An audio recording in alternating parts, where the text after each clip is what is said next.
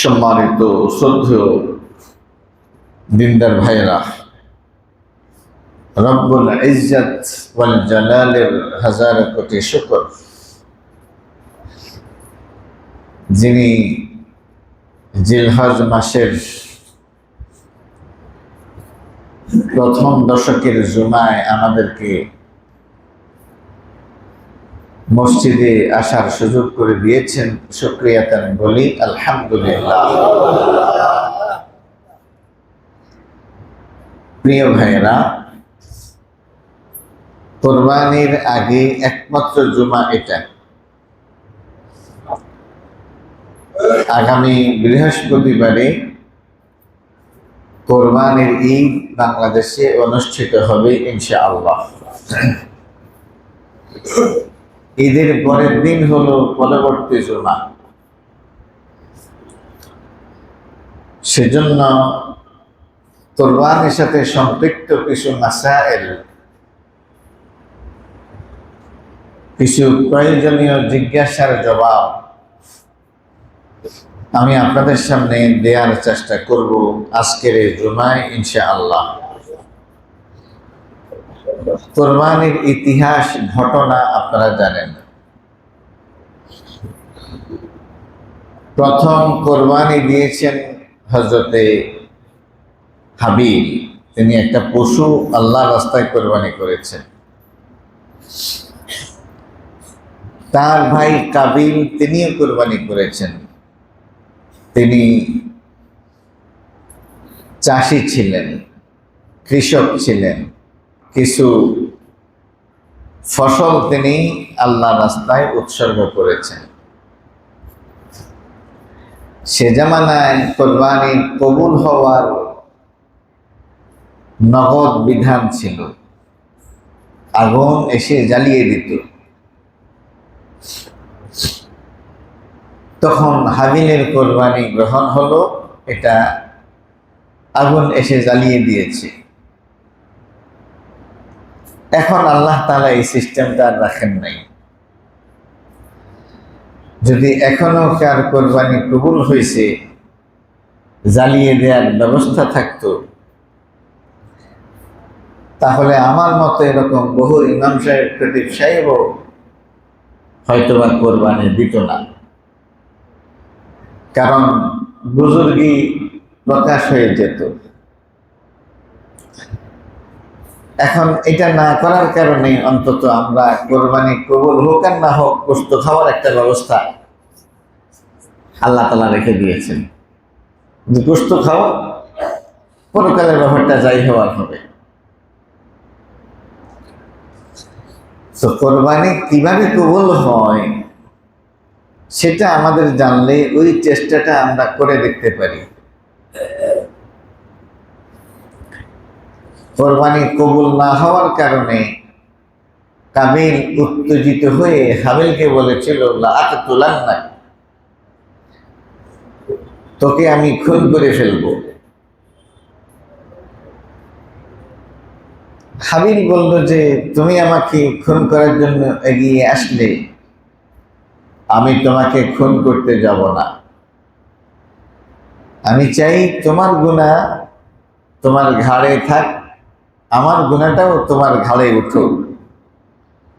কারণ যাকে অন্যায়ভাবে খুন করা হয়, হত্যাকারীর ঘাড়ে সেই গুনাহ গিয়ে পড়ে। এবং তিনি কার কোরবানি কবুল হয় এই মর্মে একটা কথা বলেছেন যে, ইন্নামা ইয়াতাকাব্বালুল্লাহু মিনাল মুত্তাকিন, কোরবানি আল্লাহ গ্রহণ করেন যারা আল্লাহ ভীরু তাদের কাছ থেকে। তাহলে খাউফুল্লাহ, তাকওয়া, আল্লাহর ভয়, এটা অন্তরে থাকলে কোরবানি কবুল হবে।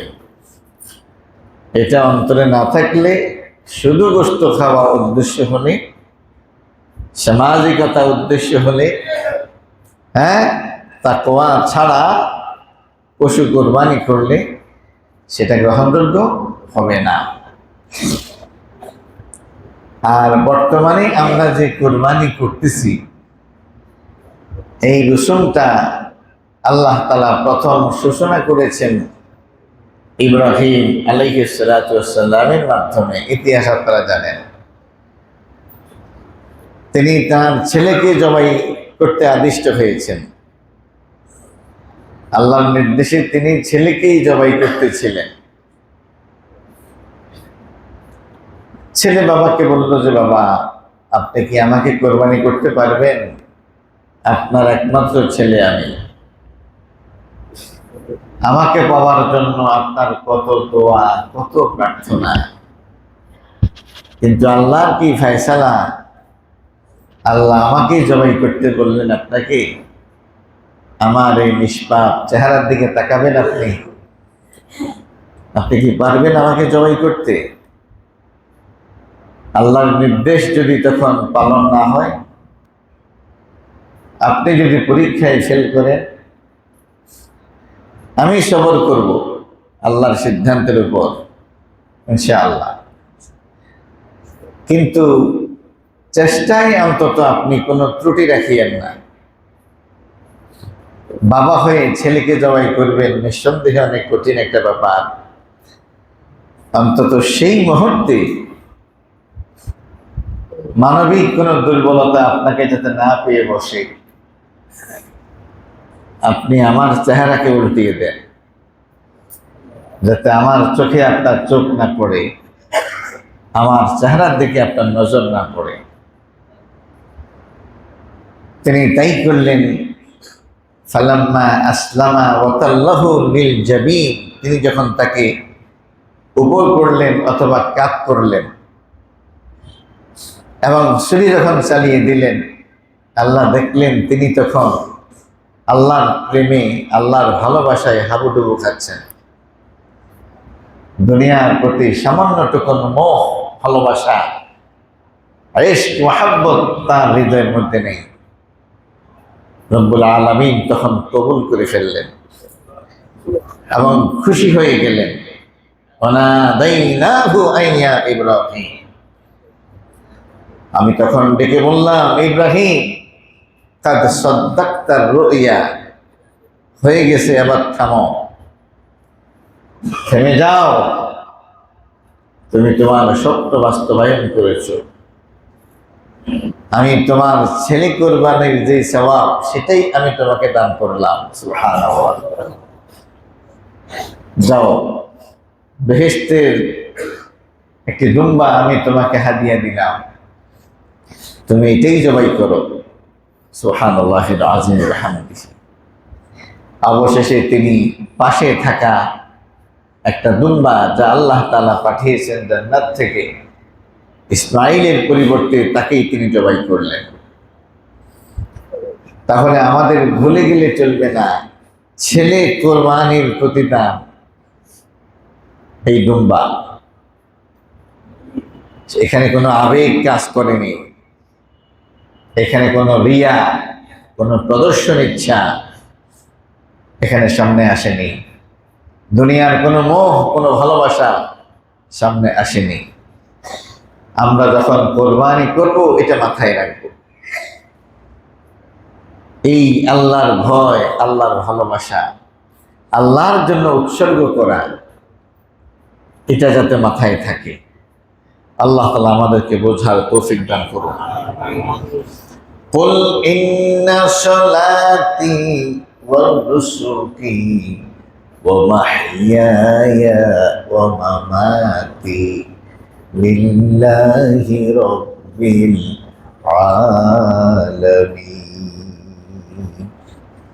হে নবী, আপনি বলুন, আমার সালাত, আমার কুরবানি, আমার বেঁচে থাকা, আমার মরে যাওয়া, কোনোটাই কারোর জন্য নয়, শুধু সেই আল্লাহর জন্য, যিনি বিশ্ব জাহানের মালিক। সুবহানাল্লাহিল আযীম ওয়া বিহামদিহি।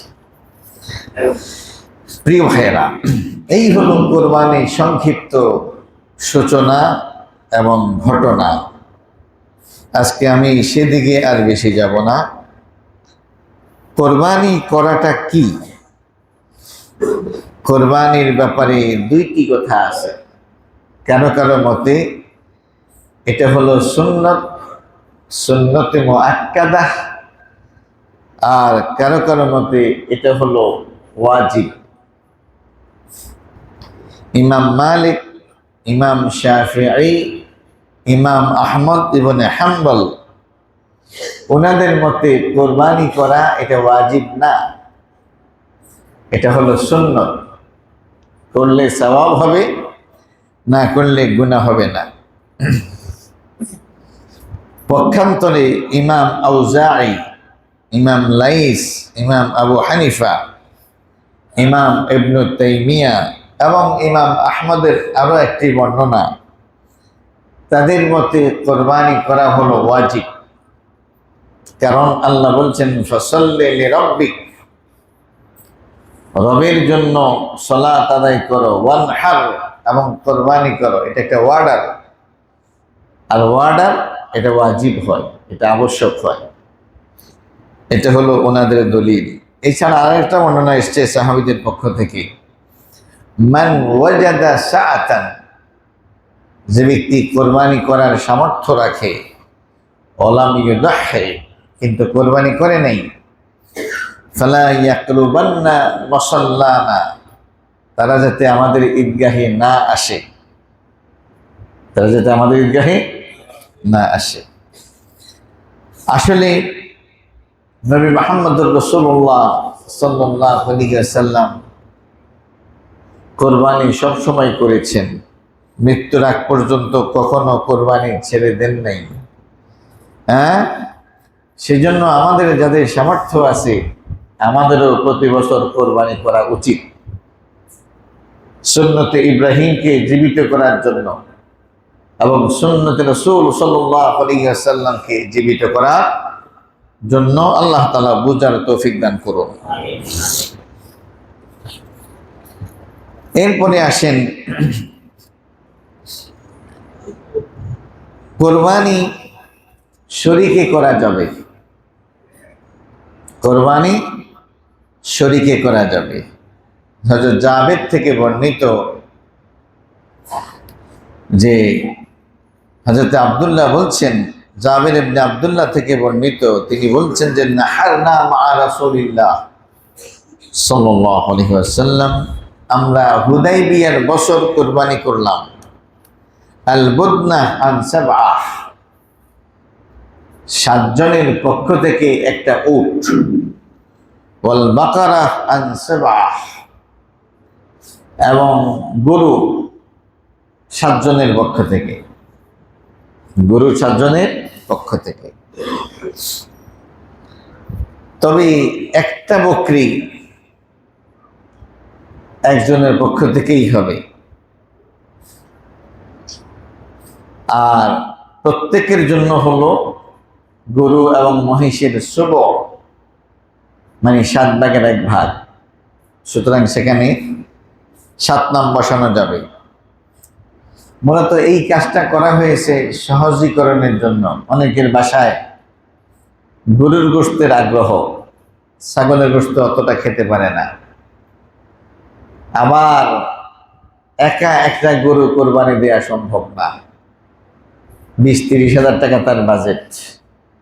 আল্লাহ তাআলা সহজ করে দিয়েছেন, তিনি আরেকজনের সাথে শরীক হওয়ার সুযোগ পাচ্ছেন। ইউরিদুল্লাহু বিকুমুল ইউসরা ওয়ালা ইউরিদু বিকুমুল উসর। এই 7 শরীক হতে পারে একই পরিবারের 7 জন, অথবা ভিন্ন ভিন্ন পরিবারের 7 জন, কোনো অসুবিধা নেই, তবে 7-এর বেশি নয়। শরীকে কোরবানির জন্য অনেকে বলেন যে মুকিম অবস্থায়, বাড়িতে থাকা অবস্থায় শরীকে কোরবানি দেয়া যাবে না। এটা সাধারণত আহলে হাদিসের কারো কারো মত হলো শরীকে কোরবানি মুসাফিরের জন্য, যারা বাড়িতে থাকে তাদের জন্য নয়, এরকম তারা কথা বলে। মূলত এটা কোনো শর্ত নয়। অধিকাংশ ওলামাদের মতে এটা সফরের সাথে নির্দিষ্ট করা এটা ঠিক হবে না।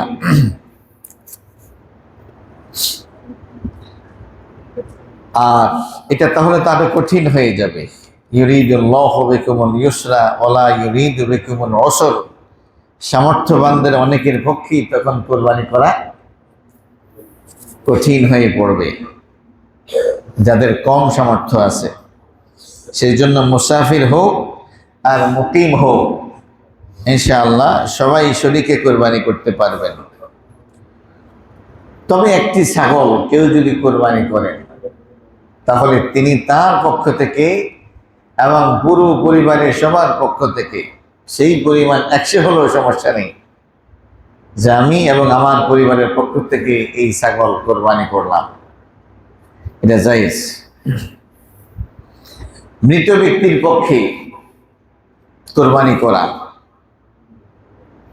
আয়েশা থেকে বর্ণিত, আন্না নবী সাল্লাল্লাহু আলাইহি ওয়াসাল্লাম উতিয়া বিকাবশিন, নবীজির সামনে একটা কাপস, একটা দুম্বা আনা হলো, লিয়ুদাহিয়া বিহি, যাতে তিনি সেটা কোরবানি করেন। ফাআজ্জাহু, এটাকে শোয়াইলেন। সুম্মা যাবাহাহু, নবীজি নিজেই এটাকে জবাই করলেন। ক্বালা বিসমিল্লাহ, এবং বললেন বিসমিল্লাহ। আল্লাহুম্মা তাকাব্বাল মিন মুহাম্মদ ওয়া আলি মুহাম্মদ ওয়া মিন উম্মতি মুহাম্মদ সুম্মা দাহহা বিহি, আমার পক্ষ থেকে, আমার পরিবারের পক্ষ থেকে এবং আমার উম্মতের পক্ষ থেকে। তাহলে তার উম্মতের মধ্যে জীবিতও আছে, মৃতও আছে, সবাইকে তিনি এর মধ্যে শামিল করলেন। তাহলে বোঝা যায় মৃতের পক্ষ থেকেও কোরবানি করা জায়েজ। হযরত বারা ইবনে আযিব থেকে বর্ণিত, একবার আবু বুরদা ইবনে নাইয়ার নামে একজন সাহাবী আল্লাহ রাসূল সাল্লাল্লাহু আলাইহি ওয়াসাল্লামকে জিজ্ঞেস করলেন, ইন্নী যাবাহতু আন ওয়ালাদি,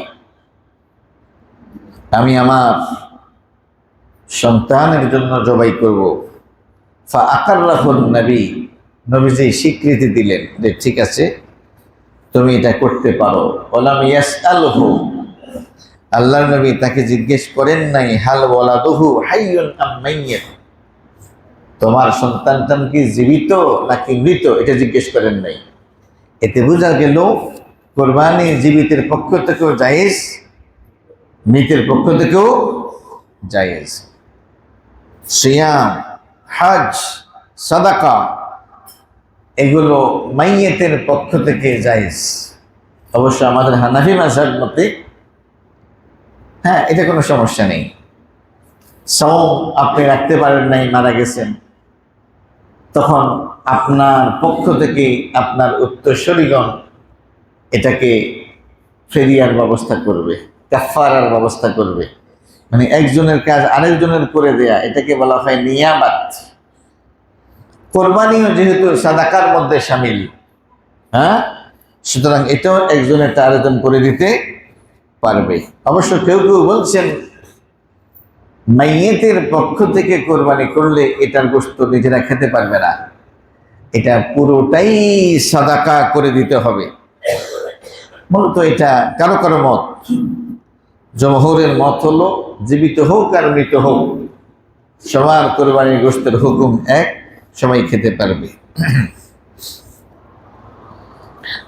সম্মানিত প্রিয় উপস্থিতি, কোরবানির পশু অনেকে আমরা কিনে ফেলেছি, অনেকে আমরা কিনবো ইনশাআল্লাহ।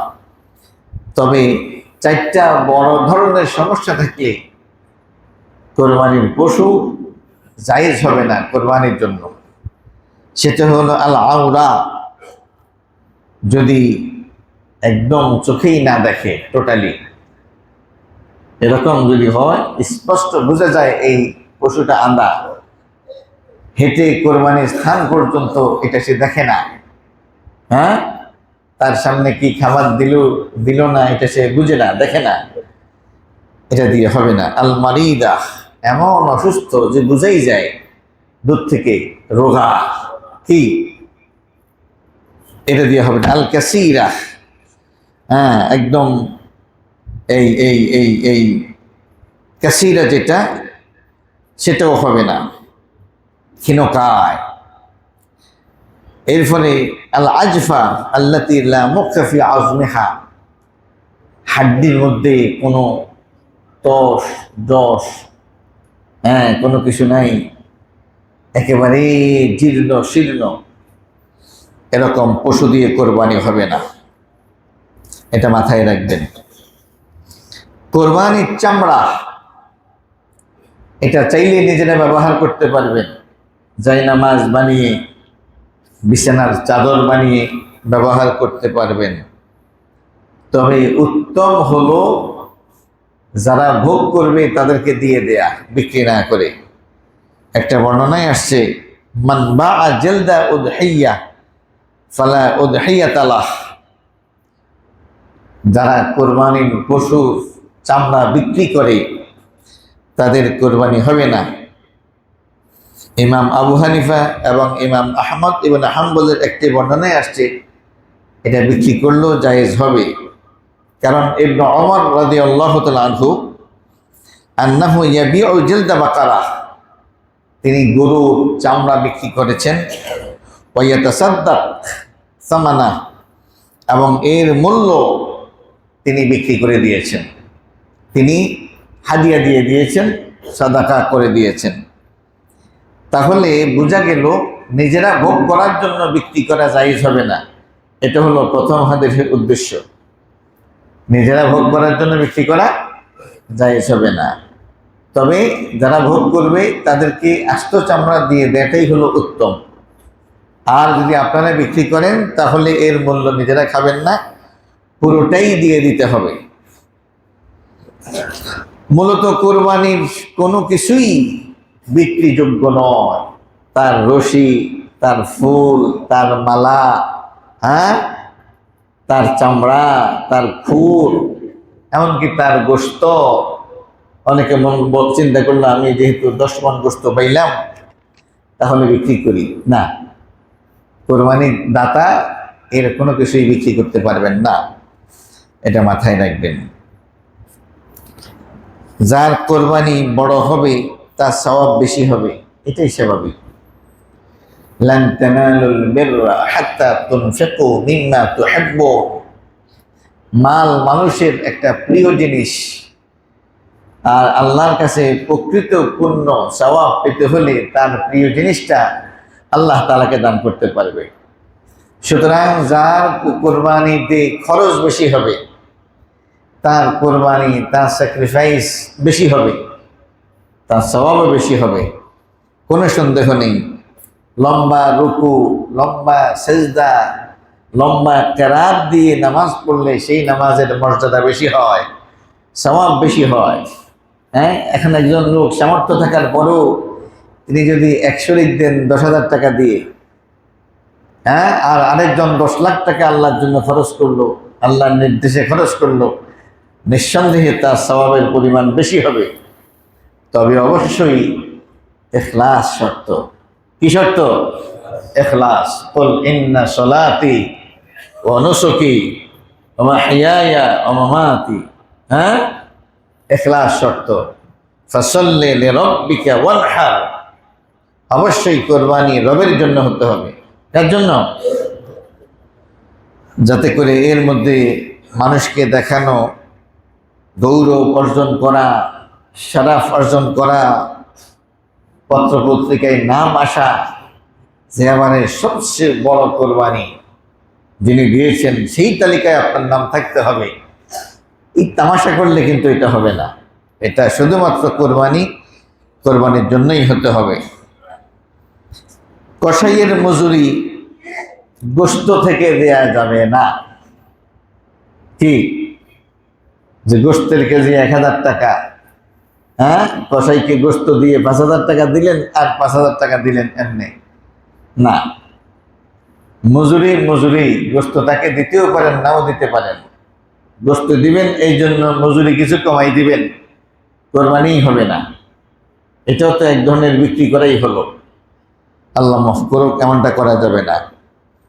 আলাদা কন্ট্রাক্ট করে দিবেন, তোমাকে এক টুকটা গোশতও দেব না, কাজ করবা, কাজের বিনিময়ে কত টাকা নিবা সেটা বলো। তার হুবহু মজুরি দেওয়ার পর আপনি যদি তাকে একটু খাওয়াইতে চান খাওয়াইবেন, বস্তু দিতে চান দেবেন, না দিতে চাইলে না দেবেন, কিন্তু বিনিময় হিসাবে আপনি তাকে কোনো গোশত দিতে পারবেন না। এরপরে এক পশুর সামনে আরেক পশু জবাই করা না করাটাই ভালো, মাকরুহ।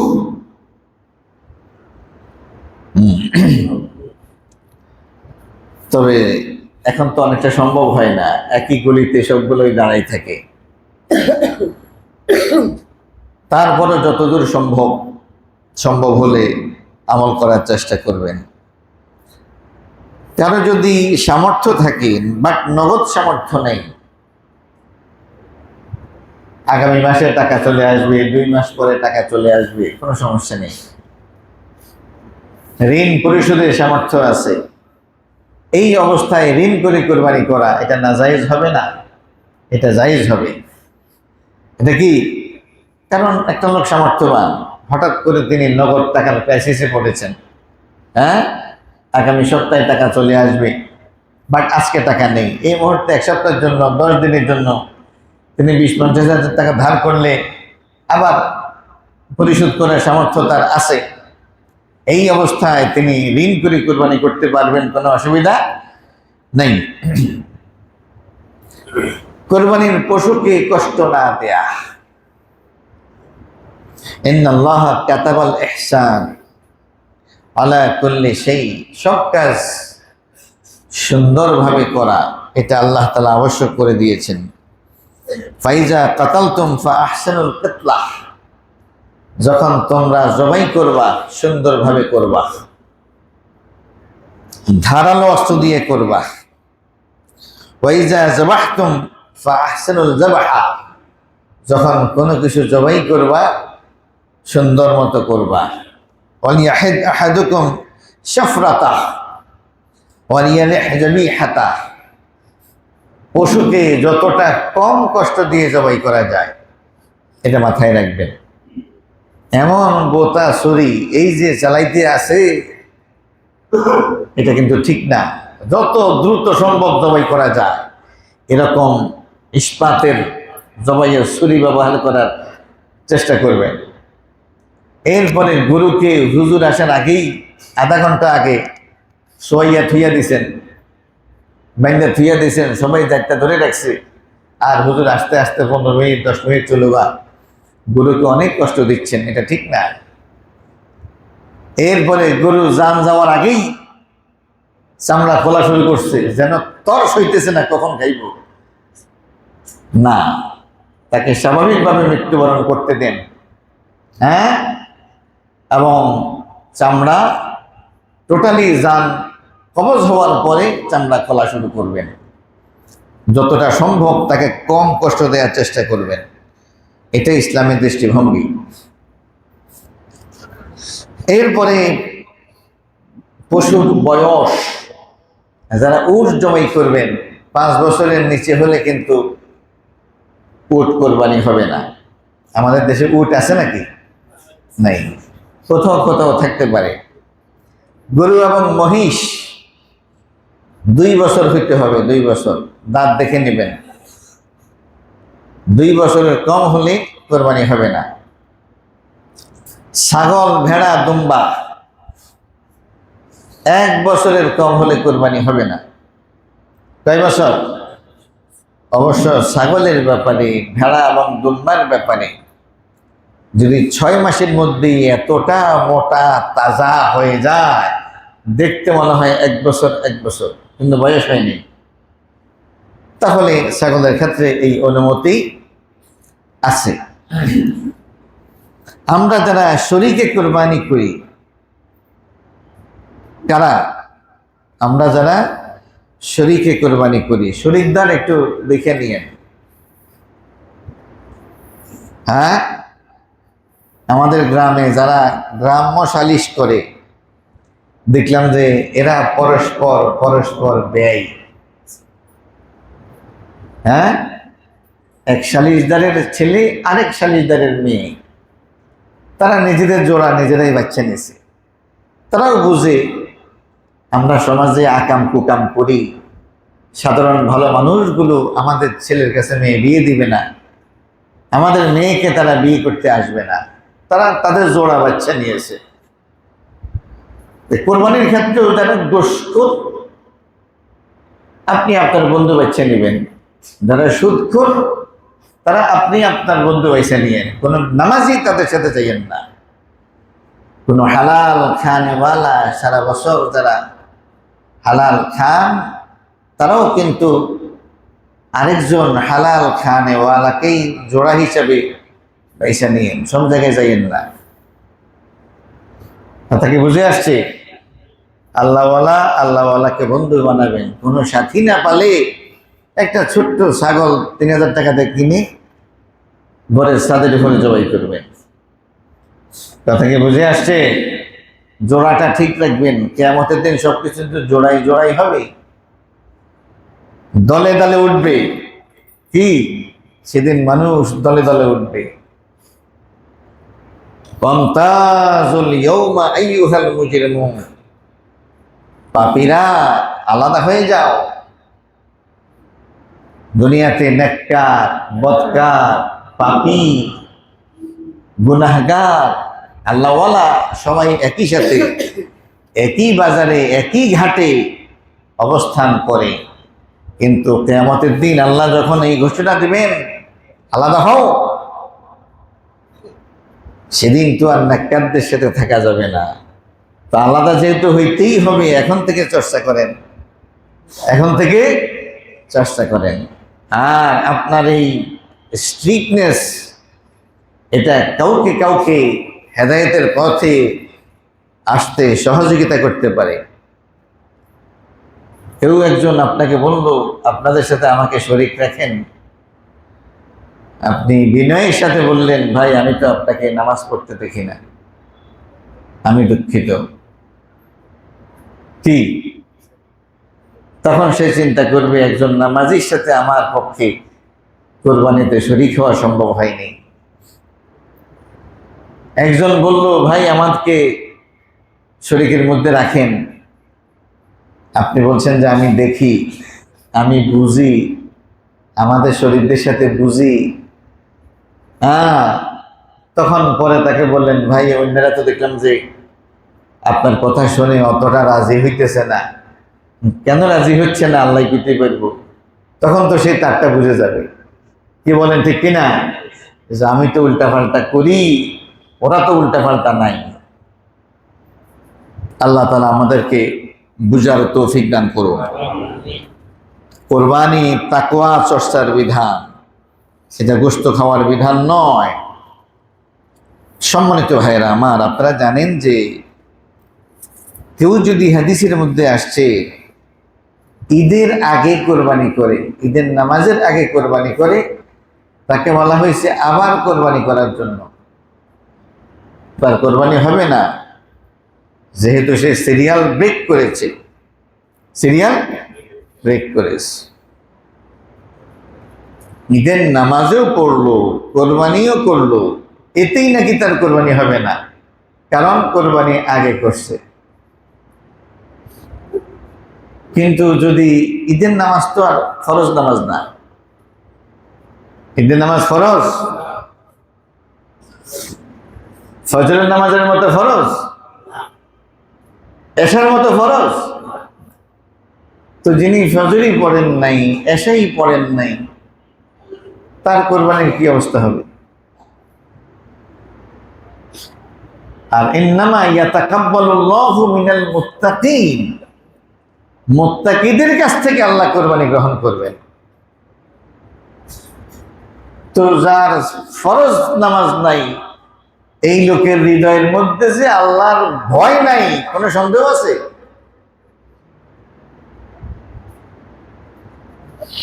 আর কোরবানি এটা তো কারো কারোর মতো ওয়াজিব, অধিকাংশ ইমামের মতে এটা সুন্নাহ। কি সুন্নাহ? কাউকে দাওয়াত দিলে বাদ দেয়া এবং তরকারি দেয়া এটা ফরজ। এটা কি? খাবারের পরে দই খাওয়ানো, এটা কি? হ্যাঁ, তারপরে হাতটা মুসাফির টিস্যু দিয়া, এটা কি? এটা কি ফরজ? এখন আপনাদের বাসায় দাওয়াত দিল, আজকেও আমাকে বাসায় দাওয়াত দিছে, জহির ভাই করলো এক বাসায় খাওয়ানোর দাওয়াত আছে। এখন যাওয়ার পরে যদি দেখি যে কোনো তরকারিও নাই, কোনো ভাতও নাই, খালি একটু দই আনছে আর টিস্যু আনছে, এটা কি মেহমানদারি হইল? তো কোরবানি যদি সুন্নত হয় বা সুন্নতে মুআক্কাদা হয়, এটা তো টিস্যু, এটা তো হলো দই, এটা তো হলো সালাদ, খাওয়ান কই? খাওয়ান তো হলো 5 ওয়াক্ত নামাজ। কি বলেন ঠিক কিনা? এই ফরজ বাদ দিয়ে আপনি কোরবানি লইয়া পাগল হয়ে গেছেন। আল্লাহর রাস্তায় শয়তানি বন্ধ করেন। শয়তানি করে ইসলাম পালন করা যায় না, তামাশা করা যায়। সব জায়গায় তামাশা করবেন। এখন আল্লাহকেও শুরু করছেন। আল্লাহ তাআলা আমাদেরকে বুঝার তৌফিক দান করুন। মাথায় পাগড়ি, আরে বাবা, 22 হাত লম্বা পাগড়ি, সতরের খবর নাই, মেসওয়াক করে কিন্তু উলঙ্গ।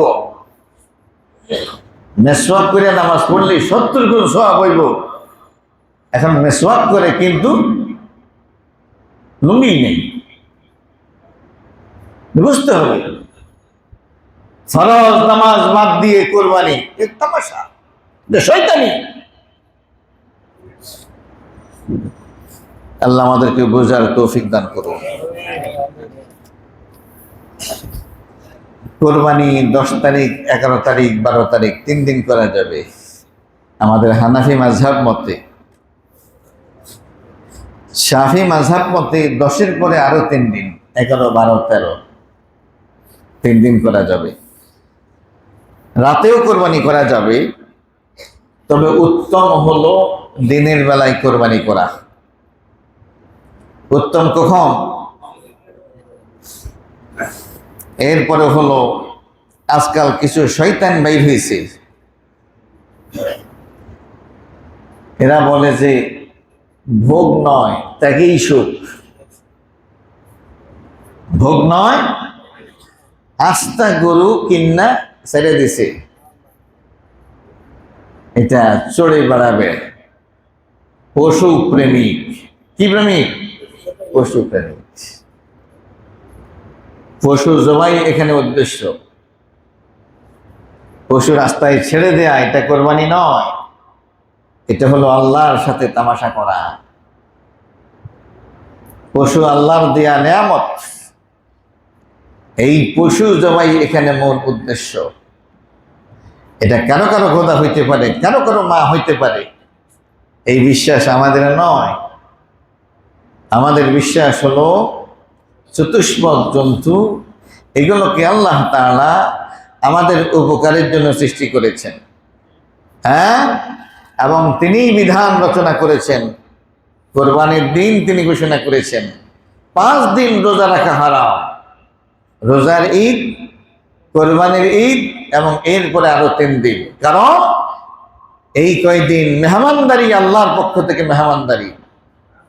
কথা কি বুঝে আসছে? আর সেই মেহমানদারি হলো পশুর গোশত, সাথে রুটি ইত্যাদি ইত্যাদি। সুতরাং ওই যে ত্যাগে সুখ কইয়া জমাই না কইয়া গরু ছেড়ে দেওয়া, এটা হলো ইসলামের বিধানের বিরুদ্ধে বিদ্রোহ ঘোষণা করা। কথা কি বুঝে আসছে? এর থেকে আল্লাহ তাআলা আমাদেরকে হেফাজত করুন। আরাফার দিন রোজা রাখা, সিয়াম ইয়াউমে আরাফা, আরাফার দিন রোজা রাখা 2 বছরের গুনাহকে মাফ করে দেয়। কয় বছরের গুনাহ? 2 বছরের গুনাহকে মাফ করে দেয়। এরপরে 9 জিলহজ, ফজর থেকে নিয়ে আইয়ামে তাশরিকের আসর পর্যন্ত তাকবীর পড়া। কি পড়া? কোরবানির পরে আরো 3 দিন, তৃতীয় দিন আসর পর্যন্ত তাকবীর পড়া, প্রত্যেক ফরজ নামাজের পর। আল্লাহু আকবার, আল্লাহু আকবার, লা ইলাহা ইল্লাল্লাহ, আল্লাহু আকবার, আল্লাহু আকবার, ওয়ালিল্লাহিল হামদ। কমপক্ষে একবার পড়া, পারলে তিনবার পড়া। তা থেকে বুঝে আসছে। হয়তো একটা প্রশ্ন থাকবে, হুজুর আরাফার রোজা কবে? আরাফার রোজা কবে? এই নিয়ে দুইটা কথা আছে। একটা কথা হলো, যেদিন আরাফা দেখা যায়, সৌদিতে আরাফা চলতেছে, খুতবা চলতেছে, এই দিনটাই হলো আরাফা। এক সময় আমি এই মতের পক্ষেই ছিলাম, এখন আমি আমার এই মত পরিবর্তন করলাম। এখানে আরাফা বলতে উদ্দেশ্য হলো 9 জিলহজ তারিখ, যেই দেশে 9 জিলহজ পড়বে ওই দিন ওই দেশের আরাফাত দিবস। কারণটা কি? কারণটা হলো, সৌদিতে এই যে আরাফার ময়দান দেখা যাচ্ছে এখন ইন্টারনেটের কারণে। এখন থেকে 50 বছর আগে এটা কিভাবে জানতাম? আবার যখন পৃথিবী মেসাকার হবে 20-50 বছর পরে, যদি কখনো নিউক্লিয়ার বম্বিং এর মাধ্যমে পৃথিবী যদি আবার আদিম যুগে ফিরে যায়, তখন আমরা কিভাবে জানবো কবে আরাফা হচ্ছে না হচ্ছে? এখন জানা সম্ভব। আগেকার যুগে বিদেশ গিয়ে, বন্ধু তুমি আমায় ভুইল না, চিঠি দিও, পত্র দিও, জানাইও ঠিকানা। আগে তো খোঁজখবর নেওয়া হইতো চিঠির মাধ্যমে। কিসের মাধ্যমে? চিঠি যেই দিন পাইতো সেই দিন আমার চিঠি লিখতো, এতেই প্রায় 15 দিন 20 দিন চলে যেত। বাবা মারা গেছে যেদিন, 15 দিন পরে গিয়া ইন্না লিল্লাহ পড়ছে। সন্তান জন্মগ্রহণ করছে যেদিন, 20 দিন পরে গিয়ে আলহামদুলিল্লাহ পড়ছে। তাহলে আরাফাত কবে হচ্ছে কবে হচ্ছে না এটা জানার সুযোগ কোথায়? এটা হলো প্রথম কথা। তাহলে যারা জানবে না তারা কি আরাফার সওয়াব থেকে বঞ্চিত হবে? এই হলো 1 নাম্বার যুক্তি। 2 নাম্বার যুক্তি হলো, সৌদির আগেও কিন্তু চাঁদ ওঠে। সৌদির পরে যেরকম চাঁদ ওঠে, সৌদিতে চাঁদ ওঠার আগেও কোনো কোনো দেশে চাঁদ ওঠে। সৌদির একদিন আগে যেখানে চাঁদ ওঠে, তাহলে সৌদি আরবের আরাফাত দিন তাদের কোরবানির দিন। কোরবানির দিন পশু জবাই করা, আবার আরাফাত রোজা রাখা, এটা কি সম্ভব? ওই দিন তো রোজা রাখা তাদের জন্য হারাম। স্বয়ং আফগানিস্তানে এমন হয়েছে, হ্যাঁ, যে সৌদির আরাফাত দিন তাদের কোরবানির দিন, তো তারা তো রাখতে পারবে না। সৌদির 2 দিন আগেও পৃথিবীর কোনো কোনো অঞ্চলে চাঁদ ওঠে, তাহলে তারা আরাফাত রোজা রাখবে কি করে? এই জন্য শেখ সালেহ আল উসাইমিন, শেখ বিন বাজ, ইমাম ইবনে তাইমিয়া সহ ওলামায়ে কেরামের ম্যাক্সিমামের মত হলো, প্রত্যেকে নিজ নিজ দেশের 9 জিলহজ তারিখে রোজা রাখবে। আরেকটা কথা হলো, অনেকে বলে হুজুর হাদিসে আসছে সৌমে ইয়ৌমে আরাফা, আরাফার কথা বলা হয়েছে। আরাফাত দিন, কিসের দিন? আরাফাত দিন। আর আরাফার ময়দান তো একটাই, বাংলাদেশে তো আরাফার ময়দান নাই, সুতরাং ওইটাই হবে উদ্দেশ্য। এই কথাটা সঠিক নয়। কেন সঠিক নয়?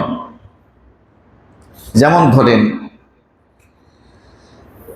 হাদিসের মধ্যে আসছে, কানা আব্দুল্লাহ ইবনে মাসউদ ইউকাব্বিরু, আব্দুল্লাহ ইবনে মাসউদ তাকবীর পড়তেন, মিন সলাতিল ফজর ইয়াউমে আরাফা, আরাফাত দিন ফজর থেকে, আরাফাত দিন ফজর থেকে, ইলা সলাতিল আসর, আসর পর্যন্ত, মিন ইয়াউমিন নাহার মানে কোরবানি মানে আইয়ামে তাশরিকে।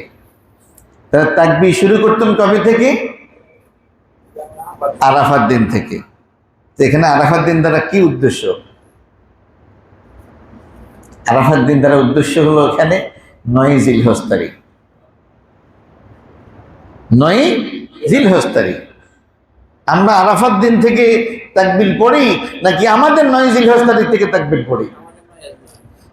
তাইলে ওই দেশে 9 জিলহজ তারিখে আরাফাত দিন বলে, 10 জিলহজকে ইয়াউমুন নাহার বলে, 11, 12, 13কে ইয়াউমুত তারবিয়া বলে। ওই আমলের সাথে জড়িত করে কথা বলে। এই জন্য হাদিসের কিতাবের মধ্যে দেখা যায় আরাফা অর্থই হলো 9 জিলহজ তারিখ। আরাফা অর্থ কি? 9 জিলহজ তারিখ। এই জন্য আমরা এছাড়া জিলহজ মাসের প্রথম 10 দিন তো রোজা রাখার সুযোগ আছেই, 9 দিন টানা। আমি চাইলে 8 তারিখ রাখবো, চাইলে 7 তারিখ রাখবো, চাইলে 6 তারিখ রাখবো, যেহেতু এটা একটা শ্রেষ্ঠ আমল, শ্রেষ্ঠ আমল। কিন্তু আরাফার রোজা তো একটাই, কেউ যদি একটা রাখে তাহলে সে এই তারিখেই রাখবে ইনশাআল্লাহ। তো আল্লাহ তাআলা আমাদের সবাইকে কোরবানির সাথে সম্পৃক্ত যে মাসাইলগুলো আলোচনা হলো এগুলো উপলব্ধি করে এর উপরে আমল করার তৌফিক দান করুন, আমিন। ওয়া সাল্লাল্লাহু তাআলা আলা খায়রি খালকিহি মুহাম্মদ ওয়া আলা আলিহি।